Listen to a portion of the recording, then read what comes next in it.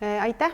Mina siis tutvustan kahte projektiga seotud tegevust, mis ühelt poolt puudutab kahepaiksed ja teiselt poolt rannaniitudega seotud kahlajaid.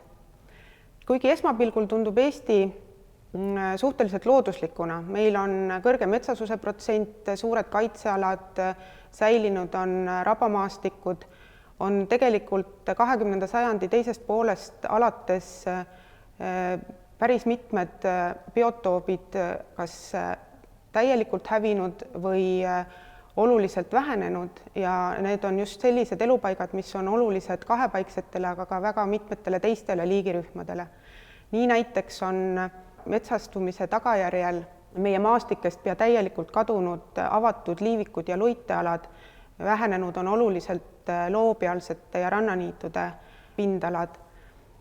Kraavitamise ehk maaparanduse tulemusena on hävinud suur hulk märgadest metsadest ja avatud siirde- ja madalsood. Käesolevaks ajaks on kraavitamise tulemusena kuivendatud 1/3 Eesti maismaa pindalast. Intensiivistuva põllumajanduse tulemusena on mosaiiksed maastikud asendunud monokultuursete põllumassiividega, kus kasutatakse ohtralt kunstväetisi ja taimekaitsevahendeid.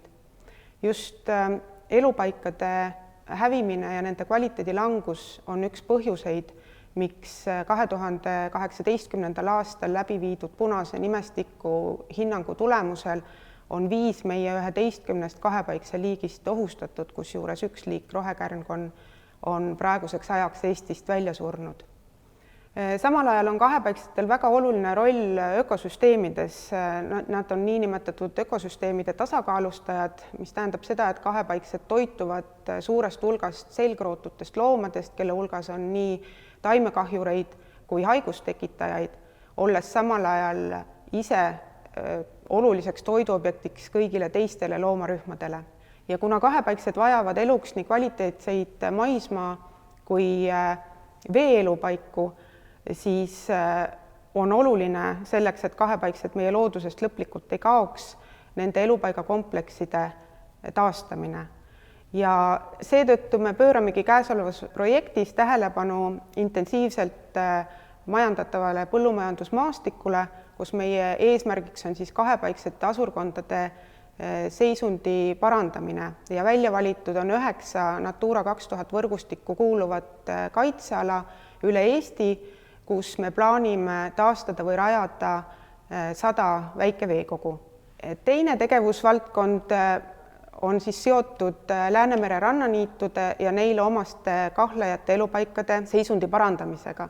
Läänemere rannaniidud on sajandite jooksul merest tõusvale maale tekkinud suurepindalalised avatud märgalakompleksid, mis on siis väga oluliseks elupaigaks, toitumis- ja sigimisalaks, aga ka rändepeatuspaigaks paljudele liikidele, sealhulgas lindudele.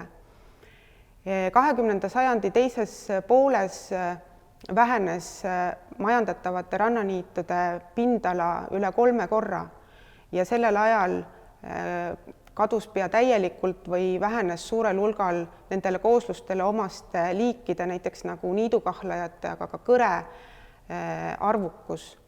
Ja kuigi tänu maahooldustoetustele on viimasel ajal majandatavate rannaniitude pindala oluliselt tõusnud, ei ole kahjuks ei niidukahlajate ega ka kõre arvukused taastunud.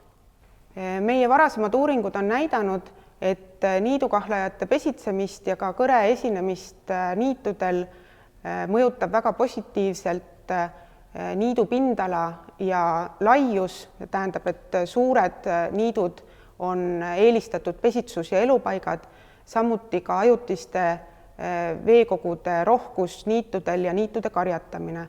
Paraku meie rannaniitudest neile kõigile tingimustele vastavaid niite on suhteliselt vähe ja enamus Eesti rannaniitudest on kas väga kitsad või puude ja põõsatukkadega killustatud.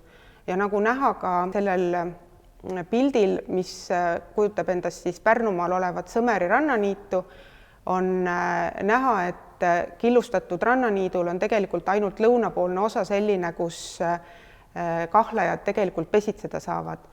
Ja käesolevas projektis ongi meie eesmärgiks siis 20 rannaniidul, mida karjatatakse, kahlajate pesitsustingimuste parandamine, seda siis kas niidu laiendamise kaudu, killustatuse vähendamise kaudu või siis ka veerežiimi taastamise kaudu, mis tähendab siis seda, et meil on eesmärk sulgeda kraave ja puhastada väikeveekogusid ja kavatseme projektis katsetada ka röövloomakindlate aedade rajamist, kuna killustatud niitudel on väga kõrge röövluskoormus.